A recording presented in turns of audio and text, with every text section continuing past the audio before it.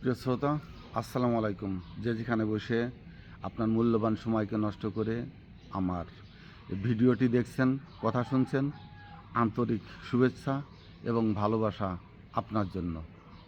বাংলাদেশে কিছু সিজনারি ব্যবসা আছে, পৃথিবীর অন্য কোনো দেশে আমি অন্তত দেখি নাই। প্রায় 13টা দেশ ঘুরে আসছি, যদিও সীমিত সময়ের জন্য, বা যতটুকুন বিভিন্ন আঙ্গিকে দেখি ফেসবুক, ইউটিউবে। কিন্তু বাংলাদেশের মতো এত বড় সিজনারি ব্যবসায়িক আর কোনো দেশ পৃথিবীতে আছে বলে আমি খুঁজে পাইনি। সিজনারি ব্যবসাগুলো কীরকম? রমজান মাস যখন আসে তখন রমজানের জন্য নিত্য প্রয়োজনীয় যে জিনিসগুলো, এটা নিয়ে এক ধরনের ধুমধাম ব্যবসা করে। অথচ মাথায় টুপি, দাড়ি, কয়েকবার হজ করে আসছেন ওই অবৈধ টাকায়, কয়েকবার হজ করে আসছেন তেনারাই কোটি কোটি টাকা নিয়ে ব্যবসায় নামেন। বিভিন্ন জায়গায় পয়সা করি দিয়ে বিভিন্নভাবে ইনরা ব্যবসাকে আঁকড়ে ধরে রাখেন এবং সেই ব্যবসায়িক যত সুযোগ সুবিধা বাংলাদেশের আপনি যদি লক্ষ্য করেন, বেশি না, 50-60 জন পুরা দেশের ব্যবসাকে নিয়ন্ত্রণ করে। এদের হাতে সরকার জিম্মি, অর্থনৈতিক জিম্মি, পুরো 18 কোটি মানুষের খাদ্য, পোশাক, স্বাস্থ্য খাত, চিকিৎসা খাত, যেখানেই হাত দেন এদের হাতে নিয়ন্ত্রণ, এই ব্যবসায়ীদের হাতে, এই সিজনারি ব্যবসায়ীদের হাতে। এখন সিজনারি ব্যবসায়ী কারা, কত প্রকার হইতে পারে? এক ধরনের আমি বললাম কনজিউমার আইটেম, তারা যে রকমের আছে, তেমনি সবচেয়ে আমি আলোচনা করব হলো এই রাজনীতি নিয়ে সিজনারি ব্যবসা। প্রথমেই একটি সিজনারি ব্যবসা সদ্য ঘটে যাওয়া যেটা, সেটার দিকে দৃষ্টি আকর্ষণ করছি। 5ই আগস্ট স্বৈরশাসক দানব এক হায়না শেখ হাসিনা পালিয়ে যাবার পর 1:30টার দিকে ঘোষণা হয়ে গেল, 1:30 থেকে 1:45টার ভিতরে, যে শেখ হাসিনা দেশ ত্যাগ করেছেন। পালিয়ে যাননি, কিন্তু দেশের থেকে বের হয়ে গেছেন, তাকে কেউ বেরও করে দেয়নি। পালিয়ে যাওয়ার কথা বলছে না এই জন্যই যে তিনি প্রকাশ্যে গেছেন, তার সাথে দেশের যারা সাহায্য করেছে তারা ছিল, এবং তারা যে পুশ করে সরিয়ে দিয়েছেন সেটাও নয়। তার যেভাবে হেঁটে বের হয়ে গেছেন তাতে টানাটানি, হেঁচড়া হেঁচড়ি, ধাক্কাধাক্কির কোনো কিছুই দেখা যায়নি। অর্থাৎ তিনি চলে গেছেন এবং তাকে চলে যেতে সাহায্য করা হয়েছে, শুধু তাকে চলে যেতে সাহায্য করা হয়েছে। কিন্তু তার পরবর্তী কী ঘটনা ঘটল, কালামানকের কথা আপনাদের মনে আছে, যার অন্ডকোষের বিসি বের করে ফেলা হয়েছিল এবং একটি কলার পাতার উপরে শোয়ানো ছিল সিলেটের একটি জঙ্গলে। এটা তো প্রকাশ্যে আসছে, কিন্তু এই সময়টা ধরে এই অবধি আব্দুল হামিদ 8 তারিখে দেশ ত্যাগ করল। স্বৈরা শাসকের একজন প্রতীক, স্বৈরা শাসকের প্রতীক, দণ্ড, এবং বাংলাদেশের মৃত্যুদণ্ড প্রাপ্ত আসামিদের ক্ষমা করে দেওয়ার এক ঘৃণিত নজির সৃষ্টিকারী এই আব্দুল হামিদ। যারা মানুষ হত্যা করেছে, মানুষের প্রাণহানির থেকে সমস্ত কিছু, এমন অপকর্ম, এক একটি সংসার ধ্বংস করে দিয়েছে তারা, এবং তাদেরকে মৃত্যুদণ্ড যখন রায় হয়েছে কোর্টের থেকে, সর্বোচ্চ আদালতের থেকে, তখন এই রাষ্ট্রপতি আব্দুল হামিদ তাদেরকে প্রাণ ভিক্ষা দিয়ে যে কুৎসিত, কুমনের এবং রাজনৈতিক নিকৃষ্টতার দৃষ্টান্ত রেখে গেছেন, পৃথিবীর ইতিহাসে হয়তো এটি একটি প্রতিফলক হিসাবে, মাইল ফলক হিসাবে বিভিন্ন দেশের রাষ্ট্রপতিরা এই উদাহরণ টেনে ধরবেন। বড় বড় আন্তর্জাতিক আদালতগুলায় এই দৃষ্টান্ত টেনে ধরবেন। একজন উকিল হয়ে কিভাবে রাষ্ট্রপতি হলো এবং দলের জন্য কোন ধরনের, কত ধরনের নিচু কর্মকাণ্ড করে নিজেকে নিকৃষ্ট মানের পশুর কাতারে নিয়ে যাওয়া যায়, এই আব্দুল হামিদ তার একটি চরম দৃষ্টান্ত। সে পালিয়ে গেল। এখন পালিয়ে, এটাও আমি পালিয়ে বলবো না, সে এয়ারপোর্টে গেছে, এয়ারপোর্ট থেকে ইমিগ্রেশন হয়ে বিমানে চড়ে গেছে। কিন্তু এই সিজনারি ব্যবসা আপনারা জানেন, খোঁজ খবর রাখেন, বাংলাদেশের স্থল সীমান্ত এবং নৌ সীমান্ত দিয়ে এক ধরনের দালাল গোষ্ঠী বা একটি চক্র তৈরি হয়েছিল, যারা বর্ডার সম্বন্ধে অত্যন্ত জ্ঞাত এবং বর্ডারে দীর্ঘদিন ধরে মোটরসাইকেল, গরু, ইন্ডিয়ান পার্স, মশলা জাতীয়, ব্ল্যাক করে ফেন্সিডিল, নেশা জাতীয় দ্রব্য সাথে চোরাই কারবারের সাথে জড়িত ছিল। এই আওয়ামী লীগের বড় বড় নেতারা তাদের সীমান্তবর্তী নেতাদের দিয়ে এদেরকে খুঁজে খুঁজে বের করে যোগাযোগ করে লাখ লাখ টাকা, এমনকি কোটি কোটি টাকাও দিয়ে এরা দেশ থেকে বের হয়ে গেছে। অনেকের বাজেটের চাহিদার টাকা দেওয়ার পরেও অর্থ, স্বর্ণালঙ্কার যা ছিল সেগুলোও কেড়ে নেওয়া হয়েছে এবং এটা এত নীরবে নিভৃতে সংগঠিত হয়েছে যে এটাকে কিসের সাথে তুলনা করা যায়। পাছায় কিন্তু ব্যথা নিয়ে দেশ থেকে গেছে।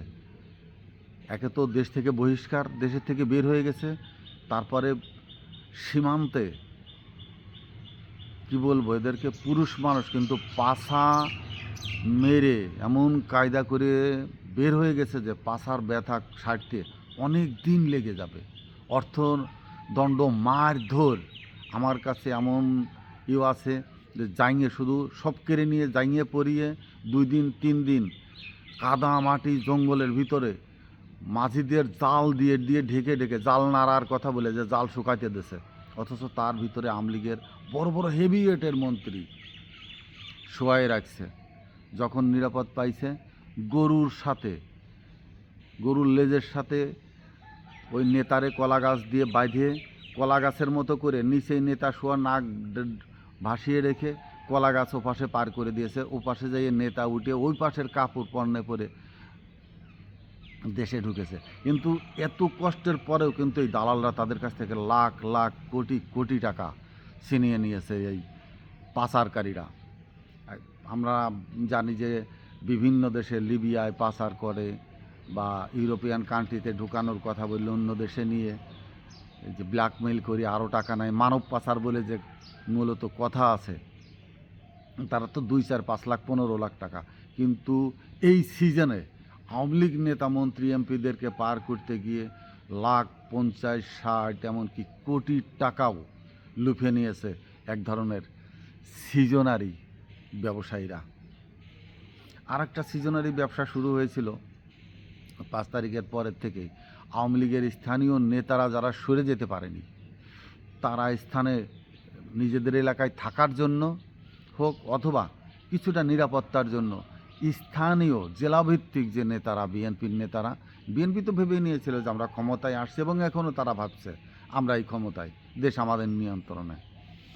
এরা জেলা পর্যায়ে প্রত্যেকটি জেলার আহ্বায়ক একজন আছেন তিনি, বা সভাপতি যারা আছেন তিনি, তারা অফিসের রীতিমতো নীরব একটি সিজনারি ব্যবসা চালিয়ে যাচ্ছিলেন। কোথায় কে আছে তাদের পিছনে লোক লেলিয়ে দেওয়া হয়েছে। দলের বিএনপির চামচা গ্রুপ 5-6টা যারা আছে তাদেরকে লেলিয়ে পাঠিয়ে দেওয়া হয়েছে নেতার বাড়িতে। নেতা তার সাথে যোগাযোগ করে, ভাই আপনি যদি দেশে থাকতে চান, নিরাপদ থাকতে চান, বড় ভাইয়ের সাথে দেখা করুন, রাত 3টায় অফিসে আসুন, অথবা মোবাইলে কথা বলেন, পার্সও করেন আমার সাথে। ধুমধারাক্কা স্থানীয় নেতাদের সাথে এই আর একটা সিজনারি খুব জমজমাট ব্যবসা চলছিল। এটা চলছিল ব্যক্তি পর্যায়ে, কিন্তু সবচেয়ে বড় সর্বনাশের ব্যবসা চলছিল আওয়ামী লীগ যে কোটি কোটি টাকা কিছু বিএনপির হাতে রেখে গেছে, বিএনপির নেতাদের কাছে গচ্ছিত আছে, তাদের দুঃসময়ের জন্য ব্যবহার করবে সেই কথা বলেই রেখে গেছে। এবং যারা আওয়ামী লীগের এমন কিছু অর্থ রেখে গেছে নিরাপদ জায়গা, যারা কোনো দল বা কোনো কিছু না, কিন্তু তাদেরই বিশ্বস্ত মানুষ যারা, তাদের কাছে এই অর্থগুলো পুরো বিএনপির সাংগঠনিক কাঠামোতে কোটি কোটি টাকা ইনভেস্ট করছিল, যার জন্যই কেন্দ্রীয় বিএনপির নেতারা বারবার আওয়ামী লীগের পক্ষে কথা বলে গেছে। কারণ তাদের উপায় ছিল না, উপায় নেই তাদের। তারা 15 বছর নিরাপদে ছিল, ব্যবসা বাণিজ্য করে তারা বিগত বিএনপির থেকে আওয়ামী লীগের সময় আরও বেশি অর্থশালী হয়েছে। আপনারা সঠিকভাবে তদন্ত করে দেখুন, সঠিকভাবে খোঁজ নিয়ে দেখুন। অর্থশালী হয়ে উঠেছে, নিরাপদ ছিল, এবং তারা 5ই আগস্টের পরে আরও প্রচুর অঢেল অর্থ পেয়েছে, নিরাপদে হ্যান্ড ক্যাশ তাদের হাতে আসছিল। তাদের সাথে শর্তই ছিল আওয়ামী লীগকে পুনর্গঠিত করা হোক, সেটা সরকারের ব্যাপার, কিন্তু আওয়ামী লীগের পক্ষে যেন তারা কথা বলতে থাকে, আওয়ামী লীগের পক্ষে যেন তারা সাধারণ জনগণের বিরুদ্ধে, সাধারণ জনগণ যেন পুরো আওয়ামী লীগের বিরুদ্ধে ক্ষেপে না ওঠে। এই জন্য তারা সাংগঠনিকভাবে, বিশেষ করে বিএনপিকে সাংগঠনিকভাবে নিজেরা সংগঠিত করে আওয়ামী লীগের পক্ষে কথা বলে সাধারণ নাগরিককে কীভাবে গলা কণ্ঠকে রোধ করে রাখা যায় তার একটা চেষ্টা যেন করা হয়। এই জন্য কোটি কোটি টাকা বিএনপির কেন্দ্রীয় কিছু নেতা সুন্দর ব্যবসায়িক কায়দায় লাভজনক ব্যবসা হিসাবে ধরে নিয়েছিল। গতকাল 10 তারিখ যখন ঢাকাতে আওয়ামী লীগ নিষিদ্ধের মিছিল চলছিল একদিকে, অন্যদিকে আপনারা লক্ষ্য করেছেন চিটাগাংয়ে ফখরুল সাহেব গিয়ে হাজির, কি তারুণ্যের প্রতীক যুবকদের নিয়ে কি একটা মিটিংয়ে নাম দিয়ে উনি সেখানে চলে গেছেন। কোথায় হাত দিয়েছেন একটু লক্ষ্য করছেন? চিটাগাং কোথায়? ডক্টর ইউনূস পটিয়ার লোক, চিটাগাংয়ের লোক। এই চিটাগাং ফখরুল পুরা দল নিয়ে, বিএনপির লোকজন নিয়ে মিছিল করে। আরে রাফির মতো একটা ছেলে পুরা চিটাগাংকে নিয়ন্ত্রণ করেছে, যে বুক উঁচু করে দিয়ে পুলিশের সামনে দাঁড়িয়েছিল, সেই রাফি, সম্ভবত 25 বছর বয়স। পুরা চিটাগাংকে রাফি নিয়ন্ত্রণ করে ছাত্র বৈষম্যের পক্ষে দলমত সৃষ্টি করে তৈরি এক বিশাল আন্দোলন বিপ্লবীমুখী করে তুলেছিল চিটাগাংয়ের মানুষকে। উনি সেইখানে বড় যে 2বার ক্ষমতায় ছিল যে দলটি, সেই দলের সমাবেশ করেছে, কত কোটি টাকা ইনভেস্ট করে। এই টাকা কে দিল? 15-16 বছর বিএনপি ক্ষমতায় ছিল না, তাদের লোক দিশেহারা, অর্থনৈতিকভাবে সম্পূর্ণ পঙ্গু, বিধ্বস্ত। চিটাগাংয়ের এই অনুষ্ঠানে মির্জা ফখরুলকে কে কত টাকা দিয়েছে তার হিসাব দিতে পারবেন? সম্পূর্ণ, আমি যতটুকুন জানি, সম্পূর্ণ জানি বলবো না, কারণ যে তথ্যগুলো যেভাবে সংগ্রহ করা হয়, আমি পিনাকিদের মতো বা ইলিয়াসদের মতো সম্পূর্ণ তথ্য তুলে ধরবার মতো সেই ডকুমেন্টস সংরক্ষণ করার ক্ষমতা আমার নেই, বা ততটুকুন প্রযুক্তি আমি ব্যবহার করতে পারি না, প্রযুক্তি আমার নেই। কিন্তু এখানে আওয়ামী লীগের কয়েক কোটি টাকা ইনভেস্ট করা হয়েছিল যেন ঢাকাতে যে সমাবেশ হচ্ছে, চিটাগাং থেকে যেন এই বড় ধরনের জনগোষ্ঠী বা তরুণ যারা ছাত্র বৈষম্যের পক্ষে যারা জুলাই আগস্টে ছিল, বৃহত্তর চিটাগাং, কুমিল্লা থেকে শুরু করে, তারা যেন ঢাকাতে না আসতে পারে, এবং ডক্টর ইউনূস সাহেবের এলাকায় গিয়ে ইউনূস সাহেবের বিপক্ষে আরও একটি শক্তিশালী শক্তি প্রদর্শন করার অপচেষ্টা করা হয়েছে এই চিটাগাংয়ে। মির্জা ফখরুলের আর এক ধরনের নিকৃষ্ট মানের ষড়যন্ত্র এটার পিছনে কাজ করেছে। কিন্তু তাতে কি হলো? চিটাগাংয়ে যাই করেন না কেন, তার থেকে বড় শক্তিশালী তারুণ্যের শক্তি প্রদর্শন করেছে হাসনাত, যে শক্তিতেই অন্তর্বর্তীকালীন সরকার জরুরি বৈঠকে বসেছে এবং আওয়ামী লীগের বিরুদ্ধে আন্তর্জাতিক আদালতে যে মামলা হয়েছে, সেটার রায়, সম্পূর্ণ রায় প্রকাশ হবে। কী রায় হয়, যদি জনগণ সন্তুষ্ট না হয়, তার বিরুদ্ধে আবার আপিল হবে, আবার চলবে, দীর্ঘদিন চলবে। এবং যতদিন বাংলার মাটিতে আওয়ামী লীগের পরিবারের একটি শেষ সন্তানও আওয়ামী লীগের রক্ত পরিবর্তন না হবে, ততদিন আন্তর্জাতিক আদালতে আওয়ামী লীগের বিরুদ্ধে এই মামলা চলতেই থাকবে, চলবেই। সাধারণ মানুষ, আমি এর আগের একটা ভিডিওতে বলেছিলাম, বাংলাদেশের মানুষ এখন মরতে শিখেছে। আমাদের সন্তানেরা, আমাদের নাতিপুতিরা রক্ত দিতে শিখেছে, মরতে শিখেছে, বিপ্লব করতে শিখেছে, আন্দোলন করতে শিখেছে, তারা সংগ্রাম করতে শিখেছে, এবং তারা যে রাজনীতির নামে এক ধরনের দৈত্য দানবের পায়ে পিষ্ট হচ্ছিল সেটা বুঝতে পেরেছে। তারা যে নীলকর বাবুদের মতো খাজনায়, প্রজায়, চাবুকের আঘাতে নিষ্পেষিত হচ্ছিল সেটা বুঝতে পেরেছে। বুঝতে পেরেই সাধারণ মানুষ এখন জেগে উঠেছে এবং এই জাগরণ যেটা ধারণ করছে বর্তমান প্রজন্ম, এইটার থেকে তারা সহজে বের হয়ে আসতে পারবে না আর। কারণ তারা দিগন্তের পথযাত্রী, তারা সীমিত নেই। তারা গলিপথ ধরে হাঁটছে না, তারা রাজপথ ধরে হাঁটছে। তারা কারোর সাথে আপোষ করতে চাচ্ছে না। তারা তাদের চেতনাকে, তারা তাদের স্বাধীনতাকামী বিবেককে, তারা তাদের স্বাধীনতার কণ্ঠকে উজ্জীবিত করে উচ্চ স্বরে তারা কথা বলতে চাইছে। এর থেকে একটি জাতিকে দাবিয়ে রাখা সম্ভব নয়। বিএনপি সেই পৌরাণিক ধাঁচেই রয়ে গেছে এবং পৌরাণিক মনোভাব নিয়েই সাধারণ জনগণকে নাগরিক, সাধারণ জনগণ মনে করছে। এবং তারা সেই যে এক প্যাকেট বিড়ি দিয়ে, হানিফ বিড়ি দিয়ে বা বিভিন্ন বিড়ি ছিল আগে, সেই বিড়ি দিয়ে জনগণকে ভুলানোর সেই চেষ্টার ভিতরে রয়ে গেছে। কিন্তু তারা, জনগণ বুঝে গেছে যে আমাকে 500 টাকা দিয়ে তারা যে হাজার হাজার কোটি টাকার মালিক হয়ে যাচ্ছে, এটা তো সম্ভব নয়। ভোট তো জনগণের ভোটে নির্বাচিত হয়ে সেই জনগণের পকেটের থেকে টাকা তুলে আপনি নেতা হয়ে যাবেন, এটা জনগণ বুঝতে পেরেছে। এই জন্য জনগণ আর ওই পৌরাণিক ধাঁচের নেতা তৈরি করবে না সহসাই, নেতৃত্ব মেনে নেবে না সহসাই। সাধারণ জনগণ তারাই নেতা, তারাই এদেশের অভিভাবক, তারাই দেশকে পরিচালনা করবে। এই যেটা বলছিলাম, সিজনারি ব্যবসা হয়তো আজকের থেকে, গতকাল সন্ধ্যার পর ঘোষিত হয়েছে, রাতের থেকেই বিএনপির হয়তো এই সিজনারি ব্যবসাটা বন্ধ হয়ে গেল। কিন্তু না, বন্ধ হলো না। এই ব্যবসাটা পুরোদমে একটা লাইসেন্স পেয়ে গেল। কি লাইসেন্স? রিজভী বলেছেন আওয়ামী লীগের ক্লিন ইমেজের নেতারা বিএনপিতে আসতে পারে। সুড়ঙ্গ করে দিয়েছে, একটা সুড়ঙ্গ করে দিয়েছে কেন্দ্রীয় নেতা, তিনি ভাষণ মেরে দিয়েছেন, সুড়ঙ্গ করে দিয়েছেন। এর বিরুদ্ধে কিন্তু তারেক রহমান, ফকো ভাই কেউ কথা বলেননি, অর্থাৎ সেটা দলীয় অনুমোদিত বাক্য। এই বাক্যকে লাইসেন্স করে বিএনপি এখন ক্লিন ইমেজের যে আওয়ামী লীগ আছে, তারা তাদের পাশে এসে বসার চেষ্টা করবে এবং হাত দিয়ে ডয়ার টাইম দিয়ে খুলে দেবে। যেমন অফিসগুলোতে হাতে নিতে চায় না, অনেক সময় ক্যামেরায় ধরা পড়তে পারে, নিজে আড়াল করে ডয়ার টান দিয়ে খুলে দেয়। বা এই যে আশেনে পাশে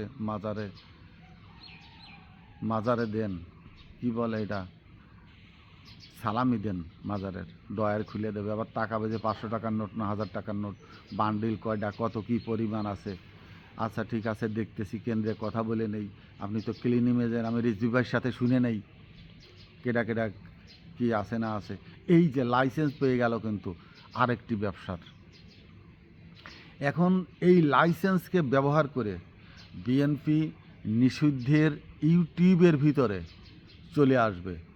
তারা অনেকটাই চলে এসে রেড জোনের ভিতরে তারা এসে গেছে এবং রেড সিগন্যাল তাদের পায়ের তলায় বাজছে। তারা কি শুনতে পাচ্ছে?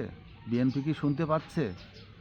তারা রাষ্ট্রপতি নিষিদ্ধের বিরুদ্ধে কথা বলেছে, সংবিধান সংস্কারের বিরুদ্ধে কথা বলেছে, জুলাই আগস্ট বিপ্লবী সংগ্রামের বিরুদ্ধে কথা বলেছে, সংস্কারের বিরুদ্ধে তারা কথা বলে যাচ্ছেই।